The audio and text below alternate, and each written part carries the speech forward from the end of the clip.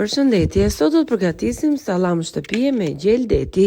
Kemi rreth 600 gram mish nga gjeli i detit, gjoksin, edhe kemi grirë, ndërkohë kemi përzierë me erza sipas dëshirës. Unë i kam hedhur një lugë çaj me spec të kuq. Gjithashtu vazhdojmë po me një lugë çaj kri, piper të zi, rumës të tharë, rozmarin të tharë, plur hudhre, rigon, vegeta, si dhe pak plur fryrës e pak vaj ulliri. Recetën origjinale mund ta keni tek Ada Soll. Brumin e lëm të marinohet kështu rreth 12 orë e më tej do ta kalojmë në këtë qesen e kuzhinës të mbërshell me letë alumini. Do t'i japim formën e sallamit, pra në formën e një karamele duke mbyllur mirë anët, e do ta lëm pastaj në një tenxhere me 4 gisht ujë i cili është duke bluar.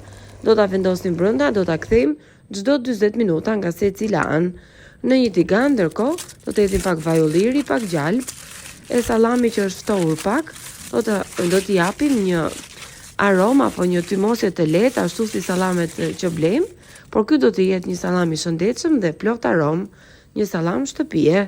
Do t'i hedhim në tigan trumës, rozmarin dhe spec të kuq.